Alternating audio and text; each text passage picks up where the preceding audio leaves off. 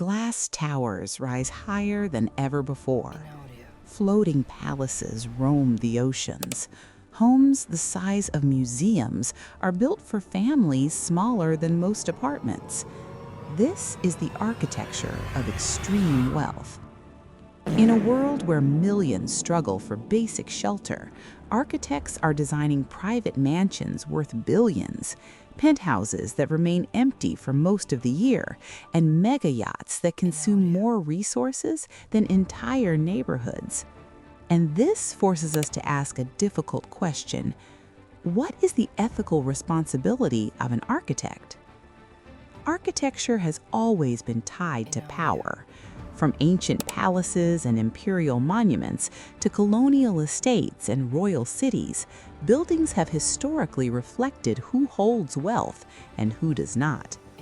But today, inequality has reached a scale never seen before. The top 1% owns more wealth than half the world combined, and architecture has become one of its most visible symbols. Luxury buildings today are not just homes, they are financial assets, safe investments, status statements. In many global cities, entire skyscrapers exist primarily as storage units for wealth, not places for people to live. And architects are the ones drawing these worlds into existence. So what does it really mean to design for the super rich? It means private mansions with underground car galleries, penthouses with private elevators, indoor forests, and infinity pools in the sky. Mega yachts equipped with helipads, cinemas, and even submarines. From a design and engineering standpoint, these projects are extraordinary. They push the limits of materials, technology, and craftsmanship. They demand precision, creativity, and innovation. And many architects defend this work by saying, architecture is a service profession. If a client can pay and the project is legal, why should an architect refuse? Luxury commissions fund experimentation. They create jobs. They allow firms to survive in a competitive market. Historically, some of the world's most admired architecture was built for elites. So is designing for the wealthy really unethical? Critics argue the problem isn't wealth itself. The problem is excess in a world of scarcity. Architecture is not neutral. Every building sends a message about who belongs and who is excluded. When architects design ultra-exclusive spaces, they help create cities that are increasingly divided, physically and socially. Luxury towers that block sunlight from affordable housing, gated communities that cut themselves off from public life, private amenities replacing shared spaces. At some point, architecture stops being shelter and becomes segregation by design, and that is an ethical choice. Then there is the environmental cost. Luxury architecture is resource-hungry.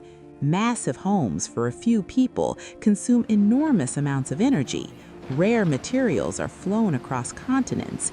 Entire ecosystems are reshaped for private pleasure.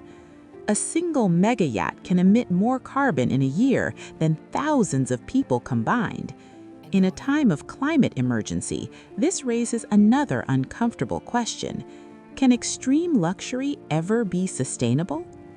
If sustainability is truly a core value of architecture, shouldn't restraint matter as much as innovation? Meanwhile, the world faces a housing crisis. Millions live in overcrowded homes. Informal settlements expand faster than cities can manage. Public housing remains underfunded and undervalued.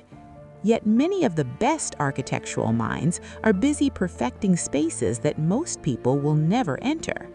Libraries, schools, affordable housing, and public spaces rarely receive the same budgets, attention, or prestige. So the question becomes, should architectural talent serve those who can pay the most, or those who need it the most? But perhaps this dilemma isn't black and white. Some architects argue that working with wealthy clients can be an opportunity. an opportunity to push sustainability, to demand ethical materials, to redirect excess towards responsible design. Luxury doesn't have to mean waste, and wealth doesn't have to mean exploitation.